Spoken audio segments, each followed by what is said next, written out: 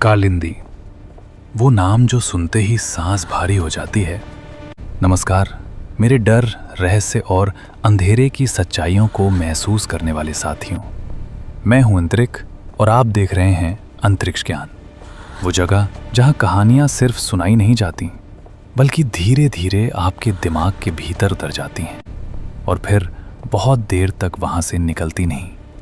आज की रात मैं आपको किसी भूतिया हवेली में नहीं ले जा रहा, ना ही किसी पुरानी शमशान भूमि में। आज की कहानी शुरू होती है भीड़ भाड़ वाली सड़कों, चलती ऑटो रिक्शाओं और एक ऐसी आम सी जिंदगी से जिसमें हर चीज़ बिल्कुल नॉर्मल लगती है। लेकिन यही सबसे खतरनाक बात है, क्योंकि कुछ डर हमेशा अंधेरे में नहीं रहते। कुछ डर दिन की रोशनी में हजारों लोगों के बीच बिल्कुल हमारे पास से गुजर जाते हैं और हमें तब पता चलता है जब बहुत देर हो चुकी होती है। आज की कहानी एक ऐसी औरत की है जिसने सिर्फ मदद करने की एक छोटी सी गलती की थी और उसी गलती ने उसकी पूरी जिंदगी, उसका भविष्य और उसकी कोख में पल रही एक मासूम जान सब कुछ छीन लिया। इस कहानी में कोई अचानक जंपस्केयर नहीं है। ये डर धीरे धीरे बढ़ेगा। पहले आपके मन में शक पैदा करेगा, फिर बेचैनी और अंत में ऐसा डर छोड़ेगा जो कहानी खत्म होने के बाद भी आपको चैन से सोने नहीं देगा। इसलिए मेरी आपसे एक छोटी सी लेकिन बहुत ज़रूरी रिक्वेस्ट है। अगर आप इस वीडियो को सिर्फ आधा सुनकर छोड़ देंगे तो ये कहानी आपको अधूरी लगेगी, लेकिन अगर आपने इसे अंत तक सुना तो शायद आपको भी एहसास होगा कि कुछ आत्माएं मरने के बाद भी अपनी इच्छाएं छोड़ कर नहीं जाती। वीडियो शुरू करने से पहले मैं आप लोगों से एक बात और कहना चाहता हूँ कि आप लोग स्टोरी को सुन तो लेते हो लेकिन लाइक और शेयर नहीं करते हो। अगर आप नए हैं तो सब्सक्राइब ज़रूर करें, क्योंकि अंतरिक्ष ज्ञान पर कहानियाँ रोज़ नहीं आती, लेकिन जब आती हैं तो सीधे दिल और दिमाग दोनों पर असर करती हैं। वीडियो को लाइक करना मत भूलिए, क्योंकि आपका एक लाइक हमें और भी गहराई में जाने की ताकत देता है। और अगर आप सच में किसी को पसंद करते हैं तो ये वीडियो उसके साथ ज़रूर शेयर करें, ताकि वो भी इस अंधेरे सफ़र का हिस्सा बन सकें। अब ध्यान से सुनिए और बीच में वीडियो बंद मत कीजिए, क्योंकि आज जो कहानी शुरू होने वाली है उसका असली डर आखिरी हिस्से में आपका इंतज़ार कर रहा है। तो चलिए बिना वक्त गवाए शुरू करते हैं आज की कहानी।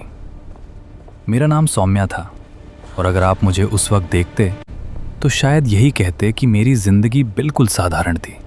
इतनी साधारण कि उसमें डर नाम की कोई चीज़ दूर दूर तक नहीं दिखती थी। मैं और मेरे पति राघव एक मध्यम वर्गीय सुलझी हुई जिंदगी जी रहे थे, जहां सुबह ऑफिस की जल्दी होती थी, शाम को थकान के साथ चाय और रात को आने वाले कल के छोटे छोटे सपने। हमारा घर शहर के उस हिस्से में था जहां हर वक्त आवाज़ें रहती थीं, गाड़ियां, लोग, बच्चे, दुकानों के शटर। और शायद इसी वजह से मुझे कभी ये एहसास ही नहीं हुआ कि असली खतरा अक्सर शोर में नहीं बल्कि भरोसे के सन्नाटे में छिपा होता है। शादी के कुछ ही महीनों बाद जब मुझे पता चला कि मैं माँ बनने वाली हूँ तो उस खबर ने मेरी पूरी सोच बदल दी। मैं वही औरत थी, लेकिन मेरे भीतर कोई और जन्म ले रहा था। एक उम्मीद, एक जिम्मेदारी, एक डर भी जिसे मैं तब पहचान नहीं पाई थी। उस दिन के बाद मैं हर चीज़ को बहुत अलग नज़र से देखने लगी थी। सड़क पर चलते बच्चों को देखती तो दिल में एक हल्की सी मुस्कान आ जाती। दुकानों में पड़े छोटे छोटे कपड़े मुझे देर तक रोक लेते और रात को सोते वक्त मेरा हाथ अपने आप पेट पर टिक जाता, जैसे किसी अनदेखी चीज़ को सहारा दे रहा हो। राघव मुझसे ज़्यादा सतर्क हो गया था। वो चाहता था कि मैं अकेले बाहर ना जाऊं, देर ना करूं, ज़्यादा थकूं नहीं, लेकिन मैं हंसकर उसकी बात टाल देती थी। मुझे लगता था कि डरना अभी बहुत जल्दी है, कि ज़िंदगी इतनी भी नाजुक नहीं होती। मैं अक्सर अकेले बाजार चली जाती थी और वहीं से कहानी ने धीरे धीरे अपनी चाल बदलनी शुरू की। इतनी चुपचाप कि मुझे भनक तक नहीं लगी। उस शाम भी कुछ ऐसा ही था। मैं खरीदारी के इरादे से निकली थी और वक्त का अंदाज़ा खो बैठी। जब मॉल से बाहर आई तो शहर वही था, लेकिन मुझे वो थोड़ा अलग लग रहा था। रोशनियां जल चुकी थीं, हवा में हल्की सी नमी थी और दिल के भीतर एक अनजानी बेचैनी उठी जिसे मैंने थकान समझकर नज़रअंदाज कर दिया। मोबाइल निकाला तो देखा कि राघव के कई कॉल मिस हो चुके थे और फ़ोन जाने कब साइलेंट हो गया था इसका मुझे ध्यान ही नहीं रहा। मैं जल्दी जल्दी घर जाने का सोच ही रही थी कि तभी मेरी नज़र सड़क के उस पार पड़ी जहां एक बूढ़ी औरत बैठी थी। उसकी पीठ झुकी हुई थी, कपड़े मैले थे और हाथ में एक पुराना सा कटोरा था। लोग उसके पास से ऐसे गुजर रहे थे जैसे वो वहां मौजूद ही ना हो, लेकिन पता नहीं क्यों उस पल मेरी नज़र वहीं अटक गई। मुझे दया आई या शायद कुछ और जिसे मैं तब पहचान नहीं पाई। मैंने एक कदम आगे बढ़ाया, फिर दूसरा, और उसी क्षण बिना जाने बिना समझे मैंने अपनी जिंदगी के सबसे खतरनाक रास्ते पर पहला कदम रख दिया। मैंने सड़क पार की तो मेरे कदम तो चल रहे थे, लेकिन मेरे भीतर कहीं कुछ बहुत धीरे धीरे रुकने लगा था। जैसे शहर का शोर मेरे कानों तक आता तो है, पर दिमाग उसे अंदर आने की इजाज़त नहीं दे रहा। और उसी अजीब सी हालत में मैं उस बूढ़ी औरत के सामने खड़ी थी। वो ज़मीन पर बैठी थी, घुटनों के पास कपड़े इतने पुराने और मैले कि उनमें उम्र की धूल नहीं, किसी और ही तरह की नमी बस गई हो। हाथ में कटोरा था, लेकिन कटोरे में पड़े सिक्कों की खनत नहीं, एक सूखा सा खालीपन था। और जब मैंने अपने पर्स से नोट निकालकर झुककर उसे दिया तो मेरे मन में वही साधारण सा ख्याल था कि चलो किसी का भला हो जाएगा। बस यही सोचकर मैंने पैसे रख दिए। पर जैसे ही नोट कटोरे की सतह से टकराया, मुझे एक पल के लिए लगा कि वो आवाज़ किसी कटोरे की नहीं, किसी बंद डिब्बे के ढक्कन पर पड़ती आवाज़ जैसी है। और उसी पल मेरे रोंगटे हल्के से खड़े हो गए। मगर मैं खुद ही खुद को समझाती रही कि सौम्या, थकान है, देर हो रही है, दिमाग बहक रहा है। मैंने हल्की मुस्कान बनाकर उस औरत की तरफ देखा और कुछ कहने ही वाली थी कि उसने अपना सिर उठाया, इतनी धीमी गति से कि मुझे लगा जैसे वो इंसान नहीं, कोई पुरानी परछाई है जो समय के साथ खिसक रही हो। उसका चेहरा झुर्रियों से भरा था, मगर उन झुर्रियों में सामान्य बुढ़ापे की कहानी नहीं थी।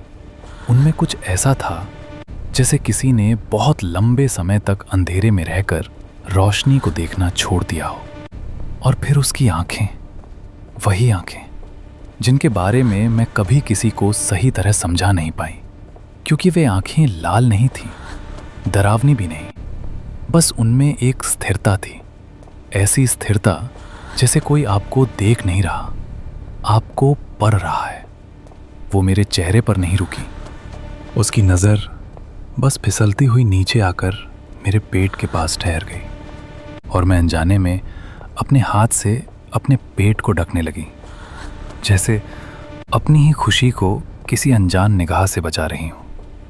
उसी वक्त मेरे भीतर एक हल्की सी कसक उठी और मेरे कानों में किसी ने जैसे फुसफुसाकर कहा, यहाँ से हट जा। लेकिन मैं शहर की लड़की थी, मुझे लगा ये सब वहम है। मैंने खुद को संभाल कर कहा, माँ, कुछ और चाहिए क्या?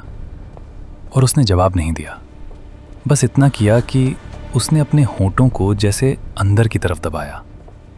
फिर बहुत धीमी आवाज़ में बोली, तू देर से चल रही है। ये सुनकर मेरे शरीर में एक झटका सा लगा, क्योंकि मैंने उससे कुछ नहीं कहा था कि मैं देर से हूँ, न मैंने समय की बात की थी। फिर भी उसने ये ऐसे कहा जैसे कोई घड़ी नहीं देख रहा, बल्कि मेरे आसपास की हवा पड़ रहा हो।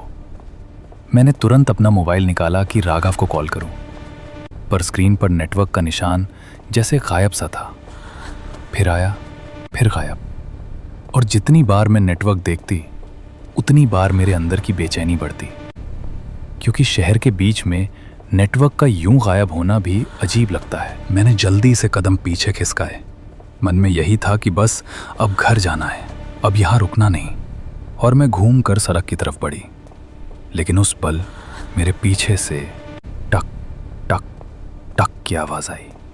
लकड़ी की छड़ी का जमीन पर गिरना, और फिर दोबारा, और फिर लगातार। मैंने अपने कदम तेज कर दिए, पर वो आवाज़ भी मेरे साथ चली, न बहुत नज़दीक न बहुत दूर, बस इतनी कि मैं उसे भूल ना सकूं। मेरे दिमाग में ख्याल उठा, कितना अजीब है, कोई बूढ़ी औरत इतनी देर से बैठी थी, अब अचानक मेरे पीछे क्यों चल रही है? और अगर चल रही है तो इतनी निश्चिंत क्यों है, जैसे उसे पता हो कि मैं कहाँ जा रही हूँ। मैं भीड़ की तरफ बढ़ी, लेकिन आश्चर्य ये था कि मॉल के बाहर की जो जगह आम तौर पर भीड़ से भरी रहती है, वो उस समय जैसे खाली हो गई थी। या शायद मेरा ध्यान ही अब खालीपन खोज रहा था, क्योंकि डर में दिमाग सबसे पहले अकेलापन ढूंढता है। मैंने तेज तेज चलकर एक ऑटो की तलाश की, पर उस वक्त सड़क के किनारे कोई ऑटो रुकता ही नहीं था, और हर गुजरता ऑटो जैसे मुझे देखकर भी अनदेखा कर देता। ये देख मेरे गले में सूखापन बढ़ा, और उसी सूखेपन के बीच मेरे पीछे से वही आवाज़ फिर आई, इस बार थोड़ी और पास। और उसके साथ एक गंध, बहुत हल्की मगर इतनी अलग कि मैं उसे पहचानने लगी। सड़ी हुई नमी जैसी, ऐसी गंध जैसी बंद कमरे में बरसों पुरानी चीज़ें पड़ी हों। मैंने नाक सिकोड़कर खुद को समझाया कि ये बारिश से पहले की हवा होगी या पास में कूड़े का ढेर होगा, लेकिन सच ये था कि वो गंध मेरे साथ चल रही थी, जैसे वो किसी जगह की नहीं, किसी उपस्थिति की हो। तभी मेरे पीछे से उसकी आवाज़ आई, इस बार मेरे कान के बहुत पास, बेटा अगर आगे ही जा रही है तो मुझे भी ले चल। और वो ले चल उसने ऐसे कहा जैसे वो मुझसे मदद नहीं मांग रही, वो किसी पुराने वादे को याद दिला रही हो। मैं एकदम रुक गई, शरीर जैसे सख्त हो गया, क्योंकि उसकी आवाज़ में दया नहीं थी, बस एक अजीब सी मांग थी, और मैं पलटकर उसे देखना नहीं चाहती थी। फिर भी मैंने मजबूरी में पीछे देखा, वही झुकी हुई देह, वही छड़ी, लेकिन उसकी आंखें अब भी उसी तरह स्थिर और अब भी मेरे पेट पर टिकी हुई। मैंने हिम्मत करके कहा, माँ आप कहाँ जाएंगी? और उसने एक जगह का नाम लिया, ऐसा नाम जो मेरे लिए बिल्कुल अजनबी था। और सबसे अजीब ये था कि उसे बोलते समय उसकी जीभ जैसे भारी हो गई।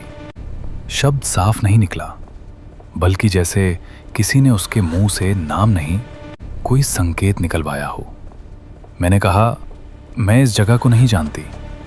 और वो बिना किसी बहस के बोली, रास्ता मैं बता दूंगी। और उसके बोलने के तरीके में वही निश्चिंतता थी, जैसे मेरे मना करने का विकल्प पहले ही किसी ने छीन लिया हो। मैं घबरा कर आगे बढ़ी, तभी एक ऑटो धीरे धीरे आकर रुका।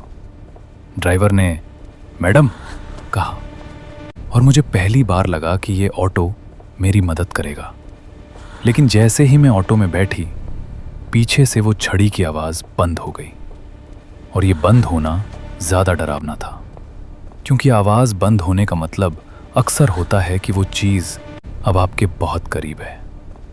मैंने ड्राइवर को जल्दी से घर का पता बताया, ऑटो चल पड़ा, और उसी पल मेरे कंधे के पीछे से एक सूखी हथेली खिड़की पर आकर टिक गई, जैसे किसी ने ऑटो को पकड़ लिया हो। मैंने पीछे देखा तो वो औरत वहीं थी, आंखों में वही स्थिरता और होंठों पर हल्की सी ऐसी रेखा जो मुस्कान जैसी लगती है पर होती नहीं। उसने कहा, अरे तू तो मुझे छोड़कर चली जा रही है। और इससे पहले कि मैं कुछ कह पाती, वो अपने आप ऑटो में चढ़कर मेरे बगल में बैठ गई, इतनी जल्दी कि ड्राइवर भी एक पल के लिए चौंक गया। उसके बैठते ही वो गंध अचानक तेज हो गई और मेरे गले में जैसे उल्टी सी आने लगी। मैंने खिड़की खोलकर हवा लेने की कोशिश की, लेकिन हवा भी वही गंध लेकर अंदर आ रही थी। ड्राइवर ने उससे पूछा, माँ जी कहाँ जाना है? उसने वही अजनबी सा नाम दोहराया, और ड्राइवर ने भौहें सिकोड़कर कहा, ऐसी जगह मैंने नहीं सुनी। फिर भी ऑटो चलने लगा, जैसे सवाल पूछना बस एक रस्म थी, जवाब मानना ज़रूरी नहीं। मैंने उसी वक्त राघव को कॉल करने की कोशिश की, लेकिन कॉल नहीं लगी, और जितनी बार मैं ट्राई करती उतनी बार मुझे लगता कि किसी ने मेरे हाथों से मेरा संसार खींच लिया है। उस बूढ़ी औरत ने धीरे से मेरा हाथ देखा, जैसे मेरी घबराहट उसे पसंद आ रही हो, और फिर वो बहुत धीमे से बोली, डर मत, माँ बनने वाली औरत को डर नहीं लगता। ये सुनकर मेरे पेट में हल्की सी मरोड़ उठी और मुझे लगा जैसे मेरे भीतर कोई छोटा सा जीवन भी सहम गया हो। मैंने अपने आप को सख्त बनाकर कहा, माँ प्लीज़ बात मत कीजिए, मुझे घर जाना है। लेकिन उसने मेरी बात अनसुनी कर दी। वो बस खिड़की से बाहर देखती रही और बाहर सड़क की रोशनी धीरे धीरे कम होती जा रही थी। शहर की चमक, दुकानों का शोर, लोगों की भीड़, सब पीछे छूट रहा था और मेरे कानों में अब सिर्फ ऑटो का इंजन, बारिश की पहली बूंदों की थपक और उस औरत की सांसों की धीमी आवाज़ थी। मुझे लग रहा था कि मैं किसी रास्ते पर नहीं, किसी फैसले के भीतर जा रही हूँ। और इसी बेचैनी में पहली बार मेरे दिमाग में एक शब्द उभरा, कालिंदी। मैं नहीं जानती ये शब्द कहाँ से आया। मैंने उसे अपने कानों से नहीं सुना था, फिर भी वो मेरे भीतर उभर आया जैसे कोई नाम नहीं, कोई चेतावनी हो। उस नाम के साथ मेरे सीने में भार बढ़ गया और मैंने खुद से कहा कि जैसे भी हो मैं राघव तक पहुंचूंगी। मैं इस ऑटो को रुकवाऊंगी, मैं उतर जाऊंगी। पर उसी पल उस बूढ़ी औरत ने बहुत हल्के से अपना चेहरा मेरी तरफ घुमाया और उसकी आंखों में पहली बार मुझे कुछ चमकता दिखा। वो चमक उम्मीद की नहीं थी, वो चमक किसी भूखे इंतजार की थी, जैसे उसे पता हो कि कहानी अब शुरू हो चुकी है और अब चाहे मैं चीखूं या चुप रहूं, रास्ता वही जाएगा जहां उसे जाना है। और तभी ऑटो ने एक ऐसा मोड़ लिया जो मेरे शहर के किसी भी नक्शे में नहीं होना चाहिए था। बारिश तेज होने लगी, मोबाइल पर नेटवर्क पूरी तरह गायब हो गया और मेरे भीतर एक ही बात बार बार गूंजने लगी, ये मुलाकात मेरी नहीं थी, ये मुलाकात किसी और ने पहले से तय कर रखी थी। ऑटो जैसे ही उस मोड़ पर मुड़ा, मुझे ऐसा लगा जैसे शहर की आखिरी सांस भी पीछे छूट गई हो और मैं अपने ही दिल की धड़कन को सुनते हुए खुद से बार बार कह रही थी कि शांत रहो सौम्या, बस थोड़ी देर की बात है, घर पहुंचते ही सब ठीक हो जाएगा। लेकिन शब्द मुंह से नहीं निकल रहे थे, वे सिर्फ मेरे भीतर गूंज रहे थे, क्योंकि ऑटो के इंजन की घरघराहट के बीच मेरी आवाज़ कहीं खो गई थी। मैंने ड्राइवर की पीठ की तरफ देखते हुए कहा, भैया ज़रा धीरे चलाइए और शहर की तरफ ही ले चलिए। पर मेरी बात जैसे हवा में ही रह गई। ड्राइवर ने ना तो सिर घुमाया, ना कोई जवाब दिया। बस उसकी गर्दन की नसें उभरी हुई दिख रही थीं, जैसे वो किसी भारी दबाव में हो। और तभी बगल में बैठी वो औरत, जिसका नाम मैं अब भी नहीं जानती थी, बहुत हल्के से बोली, रास्ता यही है। और उसके यही में ऐसा भरोसा था जैसे वो रास्ता नहीं, कोई नियम बता रही हो। मैंने झट से कहा, नहीं, ये रास्ता नहीं है, यहाँ तो अंधेरा है। और ये कहते हुए मैंने खिड़की से बाहर देखा, जहाँ पेड़ों की परछाइयाँ सड़क पर इस तरह फैल रही थीं जैसे किसी ने काले हाथ आगे बढ़ा दिए हों। बारिश की बूंदें अब तेज हो चुकी थीं। छत पर पड़ते ही उनकी आवाज़ गिनती की तरह लग रही थी और हर बूंद के साथ मेरा दिल और तेज धड़कने लगता था। मैंने अपना मोबाइल निकाला, स्क्रीन जली, फिर बुझ गई, फिर जली, लेकिन नेटवर्क का निशान जैसे किसी ने मिटा दिया हो। और मैंने खुद से कहा, नहीं नहीं, ऐसा नहीं हो सकता। फिर घबराकर ड्राइवर से कहा, भैया यहीं रोक दीजिए, मुझे उतरना है। और मेरे उतरना है कहते ही बगल से वो आवाज़ आई, बहुत ठंडी, बहुत सपाट, अभी नहीं, जैसे उसने मेरे लिए फैसला सुना दिया हो। मैंने उसकी तरफ देखा, पहली बार पूरी तरह, और उसके चेहरे पर वही स्थिरता थी, लेकिन अब उसकी आंखों में कुछ और भी था, एक अजीब सा इंतज़ार। और उसने बहुत धीमे से कहा, डर लग रहा है? और ये सवाल ऐसा था जैसे वो मेरे डर को नहीं, मेरे जवाब को परख रही हो। मैंने हिम्मत जुटाकर कहा, हाँ लग रहा है, और मुझे घर जाना है। और मेरे घर कहते ही वो हल्की सी हंसी, जो हंसी जैसी नहीं थी, उसके होंठों से फिसल गई। और उसने कहा, घर सबका होता है। और इस एक वाक्य में न जाने कितने अर्थ छिपे थे कि मेरी रीढ़ में सिहरन दौड़ गई। ऑटो आगे बढ़ता रहा। सड़क अब संकरी हो चुकी थी। दोनों तरफ पेड़ों की कतारें इतनी पास थीं कि उनकी शाखाएं ऊपर से झुककर जैसे छत बना रही हों, और हर कुछ सेकंड में कोई पत्ता या टहनी ऑटो की बॉडी से टकराती तो लगता जैसे कोई खटखटा रहा हो। मैंने ड्राइवर से लगभग गिड़गिड़ाते हुए कहा, भैया मेरी तबीयत ठीक नहीं लग रही, प्लीज़ रोक दीजिए। और तब पहली बार उसने धीमे से कहा, बिना मेरी तरफ देखे, माताजी ने कहा है आगे। और उसके माताजी कहते ही मुझे लगा जैसे वो अब ड्राइवर नहीं रहा, बस किसी और की आवाज़ दोहरा रहा हो। मैंने उस औरत की तरफ देखा और कहा, माँ प्लीज़ मुझे मत डराइए। और उसने मेरे पेट की तरफ देखते हुए कहा, डर तो तब लगता है जब कुछ खोने का डर हो। और ये कहते हुए उसने अपना सूखा हाथ बहुत हल्के से हवा में उठाया, जैसे मेरे पेट को छूने ही वाली हो। और मैंने झट से पीछे हटते हुए कहा, नहीं मुझे मत छूइए। मेरी आवाज़ कांप रही थी, और उसी कांप में मैंने महसूस किया कि मेरे भीतर कोई और भी कांप रहा है। ऑटो अचानक एक गड्ढे में उछला। मैं सीट से लगभग उठ गई, और बारिश के बीच दूर कहीं बिजली चमकी। उस चमक में मैंने सड़क के किनारे एक टूटा सा पत्थर देखा जिस पर कुछ लिखा हुआ था, पर पढ़ने से पहले ही अंधेरा फिर गिराया। और मेरे मन में अजीब सा ख्याल आया कि शायद ये पत्थर कोई निशान है, कोई चेतावनी जिसे मैं पढ़ नहीं पा रही हूँ। मैंने खुद से कहा, शांत रहो, ये सब वहम है। लेकिन उसी पल वो औरत बोली, वहम नहीं, रास्ता। और उसने ड्राइवर को इशारा किया। ऑटो ने एक और मोड़ लिया, और अब सड़क लगभग कच्ची हो चुकी थी। पहियों के नीचे से कीचड़ की आवाज़ आ रही थी, और मुझे साफ लग रहा था कि हम शहर से बहुत दूर आ चुके हैं। मैंने आखिरी कोशिश करते हुए कहा, भैया अगर आप नहीं रोकेंगे तो मैं कूद जाऊंगी। और मेरे कूद जाऊंगी कहते ही उसने पहली बार ब्रेक हल्का सा दबाया। ऑटो की रफ्तार कम हुई, और मेरे दिल ने उम्मीद की एक छोटी सी सांस। लेकिन उसी पल बगल से वो आवाज़ आई, अब पहले से भारी, मत कूदना, गिर जाओगी।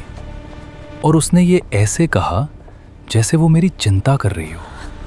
और यही बात सबसे ज़्यादा डरावनी थी। मैंने गुस्से और डर में कहा, आप चाहती क्या हैं? और कुछ सेकंड की चुप्पी के बाद उसने कहा, जो तेरे साथ चल रहा है वही। और इस जवाब ने मेरे भीतर सब कुछ जमा दिया, क्योंकि उसने जो कहा वो किसी चीज़ का नाम नहीं था, बल्कि एक एहसास था। और मुझे लगा जैसे ऑटो के अंदर की हवा और भारी हो गई हो। बारिश अब थमने लगी थी, लेकिन पेड़ों से पानी टपकने की आवाज़ अब भी आ रही थी। और उसी आवाज़ के बीच मुझे दूर कहीं किसी के रोने जैसा कुछ सुनाई दिया, बहुत हल्का, इतना हल्का कि शायद वो सिर्फ मेरे दिमाग में था। लेकिन वो आवाज़ मेरे कानों में अटक गई। मैंने कानों पर हाथ रखकर कहा, ये आवाज़ क्या आपने सुनी? और ड्राइवर ने बिना देखे कहा, यहाँ आवाज़ें रहती हैं। और बगल से वो औरत बोली, कुछ आवाज़ें साथ चलती हैं। और उसके साथ चलती हैं में ऐसा अपनापन था कि मेरा दिल बैठ गया। ऑटो अब एक बड़े पेड़ के पास रुका। उसकी जड़ें सड़क तक फैल गई थीं, और ऊपर से पत्तों के बीच से अंधेरा टपकता सा लग रहा था। ड्राइवर ने इंजन बंद किया, और अचानक सन्नाटा इतना गहरा हो गया कि मुझे अपने कानों में सीटी सी बजती महसूस हुई। मैंने घबराकर कहा, रोक क्यों दिया? और ड्राइवर ने धीमे से कहा, माताजी यहीं। और उसी पल वो औरत बोली, आ गए, जैसे उसने मंजिल की घोषणा कर दी हो। मैंने दरवाज़ा खोलने की कोशिश की, लेकिन हाथ कांप रहे थे। और तभी उसने आखिरी बार मेरी तरफ देखकर कहा, डर मत, अब उतरो। और उसके अब में ऐसा आदेश था कि मेरे पैरों ने अपने आप जमीन छू ली। कीचड़ ठंडा था और जैसे ही मैं उतरी मुझे लगा कि जमीन ने मेरे तलवों को पकड़ लिया हो। मैंने पीछे मुड़कर ऑटो की तरफ देखा, लेकिन उस एक पल में मुझे ऐसा लगा जैसे ऑटो पहले से कहीं ज्यादा पुराना हो गया है, जैसे वो भी इस जगह का हिस्सा हो। और उसी पल मेरे भीतर एक साफ आवाज उठी, ये सफर यहीं खत्म नहीं हुआ, ये तो अब शुरू हुआ है। और उस आवाज के साथ ही वो औरत बहुत धीरे धीरे आगे बढ़ी अंधेरे की तरफ, और मैं उसके पीछे खड़ी ये सोचती रही कि क्या मैं अब भी लौट सकती हूं, यह रास्ता मेरे पीछे से बंद हो चुका है। जैसे ही मेरे पैर उस कीचड़ में धंसे, मुझे लगा मैंने सिर्फ ऑटो से नहीं उतरा, मैं किसी ऐसी जगह में उतर आया हूं जहां हवा भी इंसानी नहीं रहती। और मैं घबराकर ड्राइवर की तरफ मुड़ी तो मेरे मुंह से निकल गया, भैया आप चलिए चलिए ना, मुझे वापस छोड़ दीजिए। लेकिन ड्राइवर ने मेरी तरफ देखे बिना बहुत धीमे और थके हुए सुर में कहा, मैडम अब यहाँ से वापस नहीं। और उसके वापस नहीं में ऐसा डर था जैसे वो मेरे लिए नहीं अपने लिए बोल रहा हो। मैंने तुरंत ऑटो का दरवाज़ा पकड़कर अंदर बैठने की कोशिश की, पर तभी बगल में खड़ी वो बूढ़ी औरत, जिसकी आंखें अब भी मेरे पेट से हट नहीं रही थीं, बहुत शांत आवाज में बोली, उधर नहीं। और मैंने झल्लाकर कहा, क्यों नहीं, आप कौन हैं, आप मुझे यहां क्यों लाई हैं? तो उसने बिना किसी गुस्से के, ऐसे जैसे कोई पुरानी कहानी का अगला वाक्य बोल रही हो, कहा, मैं वही हूं जिसे तूने खुद बुलाया। और मेरे भीतर जैसे कुछ फट गया। मैंने चीख कर कहा, मैंने आपको नहीं बुलाया, मैंने तो बस मदद की। और वो हल्के से हंसी, फिर बोली, मदद सबसे बड़ी पुकार होती है। और इसी के साथ उसने लकड़ी की छड़ी जमीन पर मारी, टक। और मुझे लगा जैसे उस आवाज के साथ आसपास के पेड़ भी थोड़े से हिल गए हों। मैंने डर के मारे पीछे हटते हुए फिर ऑटो की तरफ देखा। भैया प्लीज, मेरा फोन नहीं चल रहा, मुझे घर जाना है। तो ड्राइवर ने पहली बार सिर घुमाया। उसकी आंखें लाल नहीं थीं, लेकिन उनमें नींद नहीं, किसी बहुत पुराने पछतावे की परत थी। और उसने फुसफुसाकर कहा, मैडम मैंने भी किसी की मदद की थी। मैंने कांपते हुए पूछा, क्या मतलब? तो उसने बस इतना कहा, और फिर यही रास्ता। उसके शब्द टूटे हुए थे, जैसे वो पूरा सच बोलने से डरता हो। तभी वो बूढ़ी औरत आगे बढ़ी। उसके कदम कीचड़ में नहीं धंस रहे थे, जैसे जमीन उसे जानती हो। और उसने मेरी तरफ हाथ बढ़ाया। मैं झट से पीछे हट गई और चिल्लाई, मुझे मत छूइए। तो उसने बहुत धीमे कहा, छूना नहीं, लेना है। और उसके लेना है ने मेरी रीढ़ में ठंड डाल दी। मैंने अपने पेट पर हाथ रखा और पहली बार मेरे भीतर से आवाज निकली, नहीं नहीं, ये मेरा है। और वो औरत बहुत पास आकर बोली, मेरा भी था। उसके शब्द जैसे मेरे कान में नहीं, सीधे मेरे दिमाग में उतर गए। और मुझे लगा मेरी आंखों के सामने एक पल के लिए धुंध सी छा गई। मैं खुद को संभाल कर पीछे की तरफ भागी, पर 2 कदम चलते ही पैर फिसल गया और मैं घुटनों के बल गिर पड़ी। मिट्टी मेरे हाथों में चिपक गई और मेरे मुंह से दर्द भरी आवाज निकली, आह! उसी दर्द में मेरा अंदर का डर और साफ हो गया। ड्राइवर ने ऑटो स्टार्ट करने की कोशिश की। इंजन की खांसी सी आवाज आई, लेकिन ऑटो चला नहीं। उसने दोबारा कोशिश की, फिर तीसरी, पर हर बार इंजन जैसे दम घुटकर रुक जाता और ड्राइवर घबराकर बुदबुदाया, नहीं, फिर वही हो रहा है।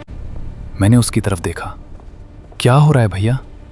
वो बस सिर हिलाता रहा, फिर बोला, ये जगह किसी को जाने नहीं देती। और उसी वक्त बूढ़ी औरत ने बहुत शांत स्वर में कहा, चल, देर हो रही है। मैंने रोते हुए कहा, किस बात की देर? उसने मेरी तरफ बिना पलक झपकाए देखा और पहली बार उसकी आंखों में एक अजीब सी चमक उभरी, जैसे किसी ने अंधेरे में दिया जला दिया हो। फिर वो बोली, जिस सांस ने अंदर आना है उसे रास्ता चाहिए। मेरा गला सूख गया। मैं कांपती आवाज में बोली, तुम क्या करोगी? और वो बोली, जो प्रकृति ने रोक दिया उसे पूरा। मैंने चीख कर कहा, तुम पागल हो? तो उसने बड़ी शांति से जवाब दिया, पागल नहीं, अधूरी। फिर उसने आगे की तरफ इशारा किया। मैं उठी, कीचड़ से सने हाथ, सांस फूली हुई, और मैंने देखा कि पेड़ों के बीच एक संकरी पगडंडी है जिसके दोनों तरफ झाड़ियां ऐसे खड़ी थीं जैसे रास्ता नहीं सुरंग हो, और उस पगडंडी के अंदर से हल्की हल्की धुंध निकल रही थी। धुंध नहीं, जैसे किसी चीज की सांस। मैंने घबरा कर कहा, मैं नहीं जाऊंगी। तो उसने एकदम पास आकर बहुत धीमे कहा, जाएगी। और फिर उसने अपना नाम पहली बार बोला, लेकिन ऐसे नहीं जैसे कोई अपना परिचय देता है, बल्कि जैसे कोई अपना अधिकार बताता है, कालिंदी। और उस नाम के साथ मेरे शरीर में ऐसी सिहरन दौड़ी कि मेरे दांत आपस में बजने लगे। मैंने कांपते हुए कहा, कालिंदी? और उसने कहा, हाँ, अब याद रख। जैसे वो चाहती हो कि मैं ये नाम अपनी आत्मा पर लिख लूं। मैं पीछे हटकर बोली, किसी ने तुम्हें रोकना नहीं सिखाया? तो वो धीरे धीरे चलने लगी और बोली, रोका था। फिर उसने पीछे मुड़कर मेरी तरफ देखा, बहुत पहले, बहुत गंदे तरीके से। उसकी आवाज में दर्द नहीं था, पर शब्दों में कुछ ऐसा था जो दर्द से भी भारी होता है, खालीपन। मैंने हिम्मत करके पूछा, तुम चाहती क्या हो? वो चलते चलते बोली, एक जगह। मैंने कहा, कौन सी जगह? उसने जवाब दिया, जहां माएँ रोती हैं और बच्चे चुप रहते हैं। और ये कहते ही उसने छड़ी फिर से जमीन पर मारी, टक। और मुझे लगा जैसे कहीं दूर से किसी ने जवाब में भी टक कहा हो। मेरे कानों में अब बहुत हल्की सी आवाजें आने लगी, जैसे कोई फुसफुसा रहा हो। मैंने घबराकर पूछा, ये क्या आवाज है? कालिंदी ने कहा, यहां दीवारें बोलती हैं। मैं डर के मारे हंसने लगी, पर वो हंसी नहीं थी, वो घबराहट थी। मैंने कहा, दीवारें नहीं बोलती? तो कालिंदी ने बिना रुके कहा, बोलती हैं, जब उन्हें बहुत कुछ सुनना पड़ता है। और उसी पल हवा का एक झोंका आया, धुंध मेरी आंखों के सामने फैल गई, और मुझे लगा जैसे किसी ने मेरे कान में किसी बच्चे की रोने जैसी आवाज डाली हो, बहुत छोटी, बहुत दबाई हुई। मैं चीख कर बोली, बस, मुझे घर जाना है, राघव। और मेरा पति का नाम निकलते ही मेरे पेट में तेज मरोड़ उठी। मैं झुक गई, और उसी पल कालिंदी मेरे पास आकर बोली, नाम मत ले, ये जगह नाम सुनती है।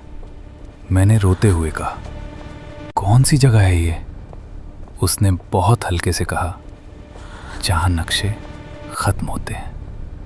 फिर उसने आगे इशारा किया, और धुंध के पार मुझे कुछ दिखा। एक बहुत पुराना झुका हुआ दरवाजा, लोहे की चादर जैसा, जिस पर काले निशान थे, और दरवाजे के ऊपर बरगद की जड़ें लटक रही थीं जैसे बाल, और उन जड़ों के बीच एक लाल धागा बंधा था। धागे पर कुछ गांठें थीं, जैसे गिनती। मैंने कांपती आवाज में कहा, ये क्या है? कालिंदी ने जवाब दिया, समय की गांठें। मैंने कहा, किसका समय? तो वह बोली, मेरा और तेरा। और उसके ये कहते ही मेरे अंदर एक ही ख्याल आया कि मैं यहां अगर अंदर चली गई तो शायद मैं कभी बाहर नहीं निकलूंगी। मैंने पीछे मुड़कर भागने की कोशिश की, लेकिन रास्ता वैसा नहीं रहा जहां से आई थी। पेड़ और झाड़ियां जैसे और घनी हो चुकी थीं। धुंध ने पीछे का हिस्सा निगल लिया था और मेरे दिल में पहला खौफनाक एहसास चुभा, जैसे ये जगह खुद अपनी शक्ल बदल रही हो। मैं रोते हुए चिल्लाई, भैया ऑटो!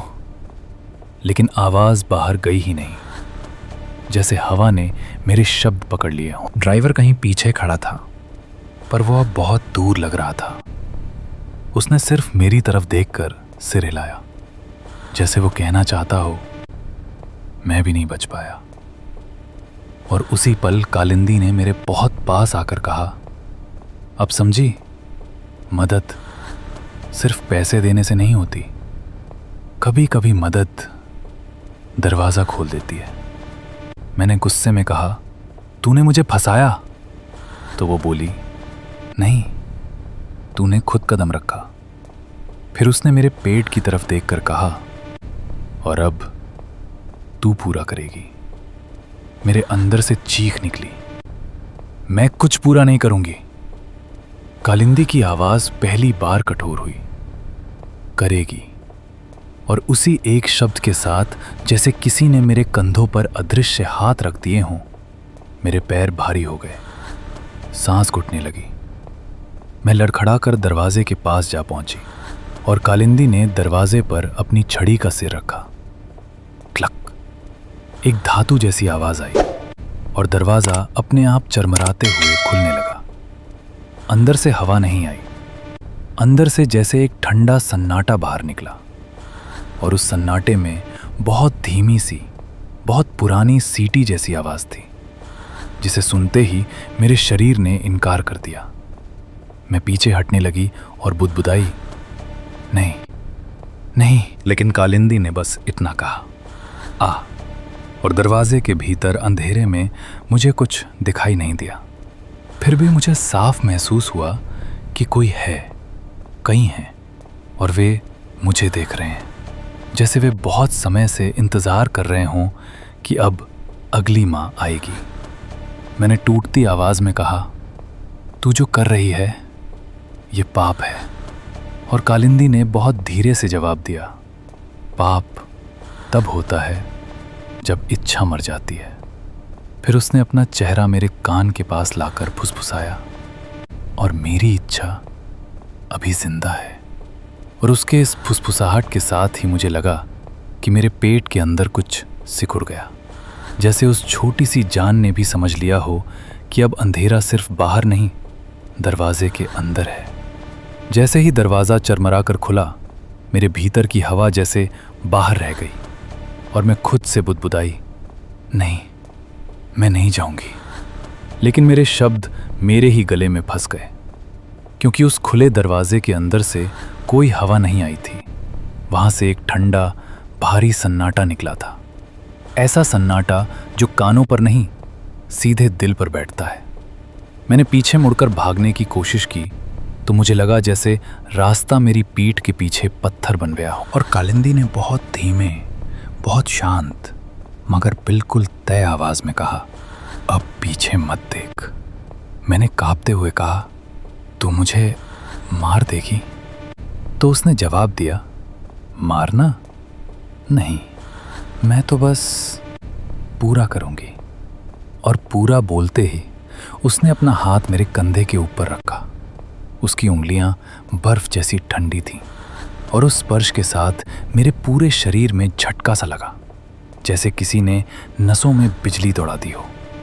मैं चीखना चाहती थी, पर आवाज़ बाहर नहीं निकली, बस एक घुटी सी सिसकी बनकर रह गई। और तभी मुझे ऑटो ड्राइवर की आवाज़ याद आई, ये जगह किसी को जाने नहीं देती।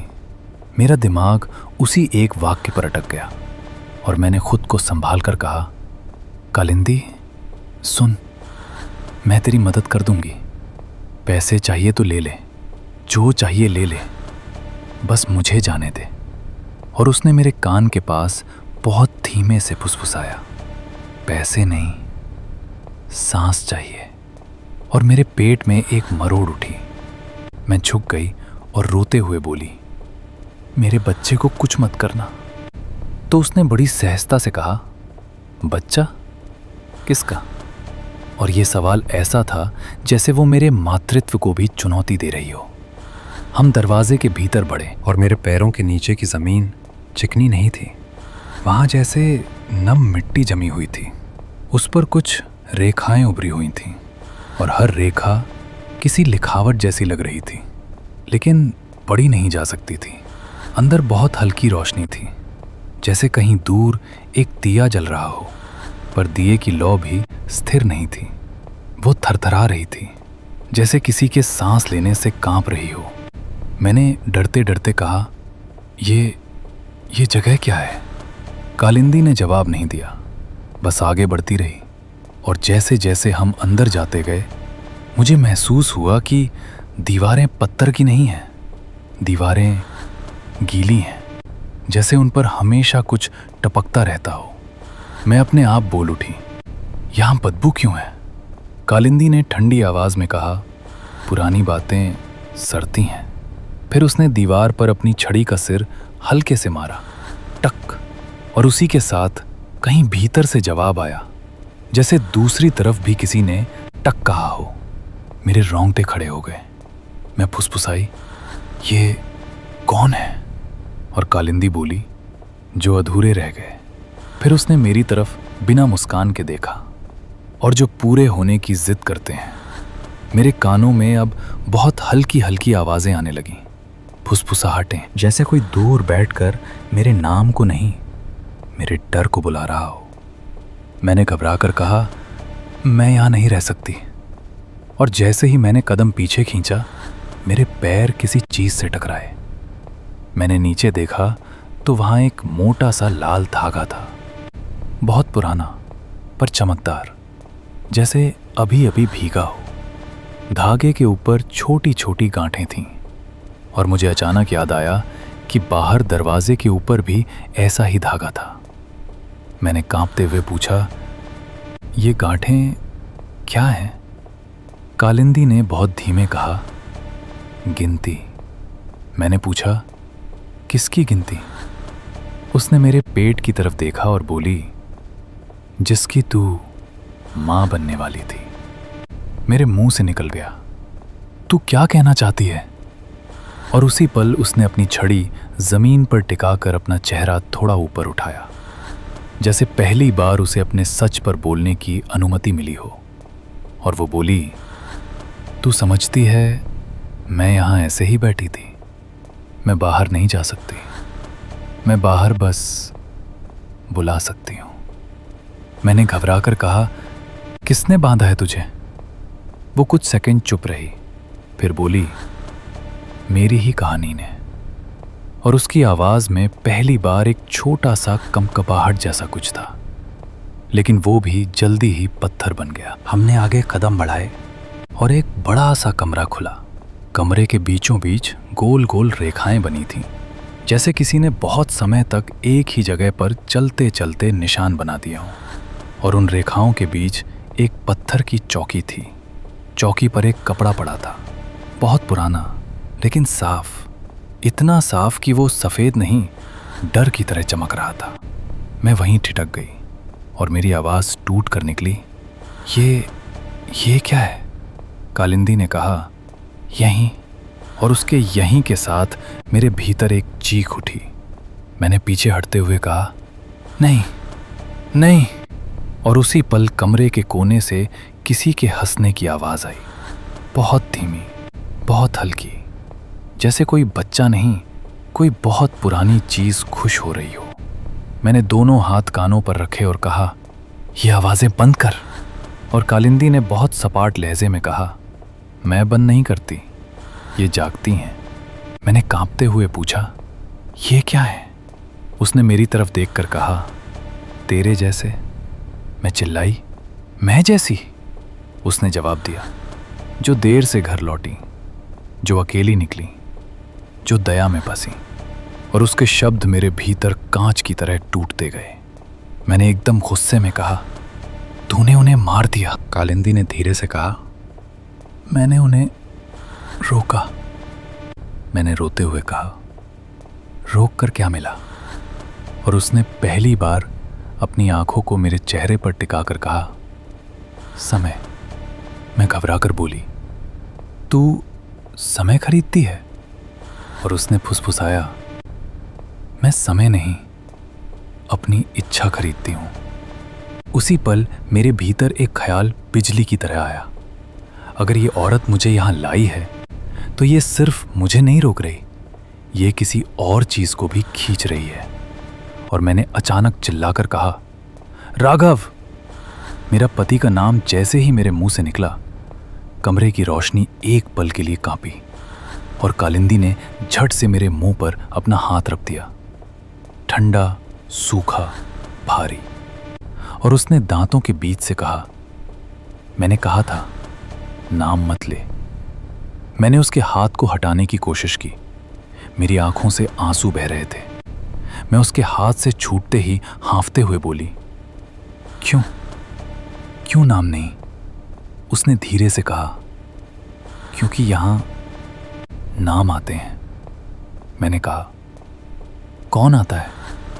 और उसी पल जैसे जवाब में उस कमरे के सबसे अंधेरे कोने में किसी ने कदम रखे, बहुत धीमे, जैसे कोई चल नहीं रहा, घसीट रहा हो।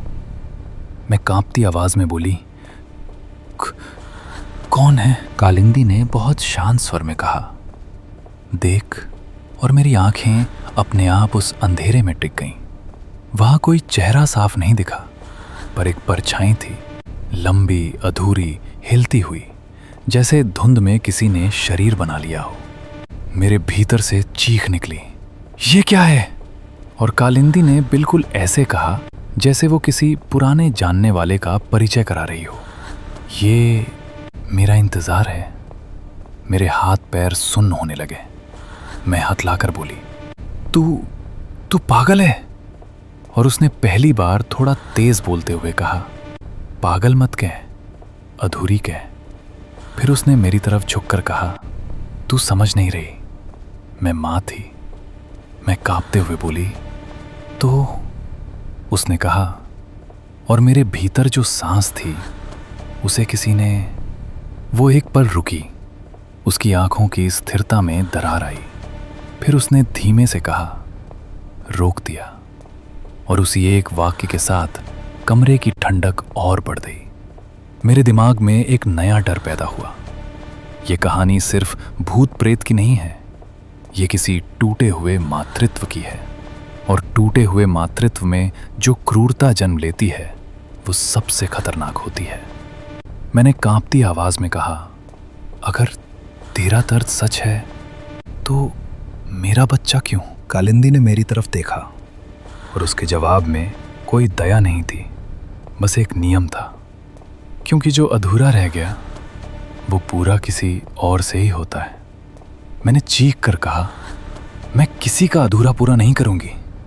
और उसी पल वो परछाई जो कोने में थी जैसे थोड़ा आगे खिसकी और कमरे में रखी चीजें हल्के हल्के कांपने लगी। धागे की गांठें, चौकी पर रखा कपड़ा और दिए की लौ। मैं पीछे हटकर दरवाजे की तरफ भागी, लेकिन मेरे पैरों के नीचे वही गोल रेखाएं थीं। और जैसे ही मैं रेखा लांघने लगी, मेरे पैरों में ऐसा लगा जैसे किसी ने बांध दिया हो। चलना मुश्किल, उठना मुश्किल। मैंने गिरते हुए चिल्लाया, मुझे छोड़ दे। और कालिंदी ने पहली बार ऊंची आवाज में कहा, नहीं। उसकी आवाज गूंजी, दीवारें जैसे जवाब में थरथराईं। और उसी गूंज के बीच मैंने एक चीज महसूस की। मेरे गले में मेरा लॉकेट जो राघव ने मुझे दिया था, वो अचानक गर्म हो गया, जैसे किसी ने उसे आग की सांस दे दी हो। मैंने इंस्टिंक्ट में उसे कसकर पकड़ लिया और उसी पल कालिंदी एकदम रुक गई। उसकी आंखें लॉकेट पर टिक गईं और उसकी सांसें पहली बार तेज हुईं। मैं हांफते हुए बोली, ये तुम्हें क्यों रोक रहा है? कालिंदी ने दांतों के बीच से कहा, ये बाहर का है। मैंने जल्दी से कहा, तो बाहर का ही रहने दे, मुझे बाहर जाने दे। और जैसे ही मैंने ये कहा, दूर कहीं, बहुत दूर, एक इंजन की खांसी जैसी आवाज आई, जैसे कोई ऑटो स्टार्ट होने की कोशिश कर रहा हो। मेरा दिल उछल पड़ा। मैंने रोते हुए चिल्लाया, भैया। और उसी आवाज के साथ कमरे की रोशनी फिर कांपी, परछाई पीछे खिसकी और कालिंदी ने गुस्से में छड़ी जमीन पर पटकी। नहीं, उसने कहा, तू यहां से नहीं जाएगी। मैंने अपने आंसू पोंछते हुए कांपते हाथों से लॉकेट को पकड़कर जैसे खुद को ढाल बना लिया और चीख कर कहा, मैं जाऊंगी, मैं अभी जाऊंगी। और उसी पल मुझे महसूस हुआ कि मेरे पैरों का बंधन थोड़ा ढीला पड़ा है, जैसे किसी ने अंदर से मुझे एक मौका दिया हो, एक छोटा सा मौका। मैं लड़खड़ाते हुए उठी, दरवाजे की तरफ भागी, लेकिन मेरे पीछे कालिंदी की आवाज थी। अब फुसफुसाहट नहीं, आदेश। भाग, जितना भाग सकती है, ये जगह लौटा कर लाती है। और जैसे ही मैं दरवाजे के पास पहुंची, मेरे कानों में फिर वही दबा सा रोना आया। और इस बार मुझे लगा वो रोना मुझे रोकने के लिए नहीं, मुझे चेताने के लिए है। मैंने एक आखिरी बार पीछे देखा तो कालिंदी वहीं खड़ी थी, एक हाथ आगे बढ़ा हुआ, आंखों में भूखी चमक, और उसके पीछे वो परछाई जैसे दीवार से चिपक कर हंस रही थी। और तभी मेरे भीतर एक बात साफ हो गई, अगर मैं अभी नहीं निकली तो मैं सिर्फ अपनी जान नहीं, अपनी पहचान भी खो दूंगी। और उसी डर ने मुझे ताकत दी। मैं दरवाजे से बाहर निकली, धुंध ने मेरे चेहरे को काटा, बारिश की ठंडक ने मेरे शरीर को झकझोरा, और दूर कहीं ऑटो का इंजन फिर से खांसा। लेकिन कालिंदी की आखिरी आवाज मेरी रीढ़ में उतर चुकी थी। ये अभी खत्म नहीं हुआ सौम्या, ये तो अब शुरू हुआ है। मैं बाहर कीचड़ में लड़खड़ाती हुई गिरी तो पहली बार मुझे सचमुच हवा का एहसास हुआ, ठंडी, गीली, कांपती हुई हवा। और मैंने हांफते हांफते खुद से कहा, चल, बस चलती रह, रुकना मत। क्योंकि पीछे से कालिंदी की आवाज अब मेरे कानों में नहीं, मेरी रीढ़ में उतर चुकी थी, जैसे वो शब्द नहीं, एक पकड़ हो।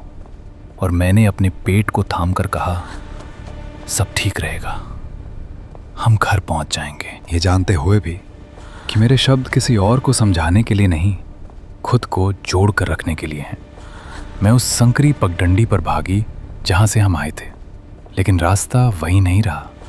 पेड़ और झाड़ियां जैसे पास खिसक आई हों, धुंध मोटी हो गई हो, और हर कुछ कदम पर मुझे ऐसा लगे कि मैं गोल गोल घूम रही हूं। तब मैंने चिल्लाकर कहा, रास्ता दिखाओ। और जवाब में कहीं से ऑटो के इंजन की खांसी आई, कमजोर, टूटी हुई। और उसी आवाज ने मेरे पैरों में फिर से जान डाली। मैं उसी दिशा में भागी, पैर फिसलते रहे, हाथ कांपते रहे, कीचड़ घुटनों तक चढ़ाया। और हर फिसलन पर मेरे भीतर एक ही डर उछलता रहा कि कहीं मैं गिरकर उठ ना पाऊं। लेकिन हर बार जैसे किसी ने मुझे अंदर से धक्का दिया हो, मैं उठती रही। पीछे से छड़ी के टक टक की आवाज नहीं आई, और यही चुप्पी सबसे ज्यादा डरावनी थी, क्योंकि मुझे लग रहा था कि कालिंदी अब आवाज की जरूरत से आगे निकल चुकी है। अचानक धुंध के बीच मुझे ऑटो की आकृति दिखी, वही पुराना थका हुआ ऑटो, और ड्राइवर की परछाई जो मेरे आते ही बोला, जल्दी बैठो। उसकी आवाज कांप रही थी, पर उसमें एक अलग सी मजबूरी थी, जैसे ये उसकी आखिरी कोशिश हो। मैं ऑटो में चढ़ते हुए रो पड़ी और कहा, चला दो प्लीज। और उसने बिना सवाल किए चाबी घुमाई। इंजन ने एक बार, दो बार खांसी ली, फिर चल पड़ा। और जैसे ही पहिए घूमे, मुझे लगा कि जमीन ने पीछे से पकड़ ढीली कर दी है। मैंने पीछे मुड़कर देखा तो धुंध में वो दरवाज़ा दिखाई नहीं दे रहा था, लेकिन उसकी ठंडक अब भी मेरी गर्दन पर थी। और तभी बहुत पास से कालिंदी की आवाज़ आई, न चीख न फुसफुसाहट, बस एक वाक्य, भागने से अधूरा नहीं भरता। और उसी पल ऑटो ने झटका लिया, जैसे किसी ने पीछे से पकड़ लिया हो। ड्राइवर चिल्लाया, मत देखो, बस आगे देखो। और मैंने आंखें बंद कर ली। लॉकेट को कसकर पकड़ लिया और पहली बार जोर से कहा, राघव। ये जानते हुए भी कि नाम बुलाना मना था, लेकिन उस नाम में मेरे लिए घर था और घर से बड़ा कोई ताबीज़ नहीं होता। ऑटो अचानक तेज हो गया, बारिश की धार चेहरे पर पड़ी और मुझे लगा जैसे किसी ने मेरे कानों के पास से बहुत पास होकर सांस ली हो। फिर सन्नाटा, भारी, ठोस, और उसके बाद शहर की पहली रोशनी, एक स्ट्रीट लाइट, फिर दूसरी, फिर तीसरी, और हर रोशनी के साथ मेरी सांस थोड़ी सी लौटती गई। ड्राइवर हाँफते हुए बोला, अब मत पीछे देखना। और मैं सचमुच नहीं देखी, क्योंकि मुझे डर था कि अगर मैंने देखा तो जो पीछे रह गया है वो फिर साथ आ जाएगा। कुछ ही देर में ऑटो ने सड़क के किनारे ब्रेक लिया और ड्राइवर ने कहा, यहीं उतर जाओ। मैंने पैसे निकाले तो उसने हाथ पीछे खींच लिया। मत दो, मैंने भी कभी दया की थी। ये कहकर उसने ऑटो मोड़ा और चला गया और मैं वहीं खड़ी रह गई, बारिश में रोशनी के नीचे, कांपती हुई, जिंदा होने की शर्म और राहत दोनों के साथ। अस्पताल तक पहुंचने की कहानी टूटे फूटे टुकड़ों में है।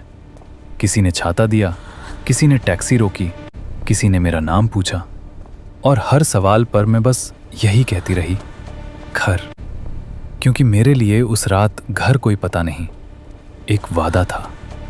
जब आँख खुली तो सफ़ेद छत थी, मशीनों की बीप थी और राघव का हाथ मेरे हाथ में, गरम, सच्चा। और मैंने फुसफुसाकर कहा, हम आ गए। वो रोते हुए बोला, हाँ। लेकिन डॉक्टर की आवाज़ हमारे बीच एक दीवार बनकर आ गई।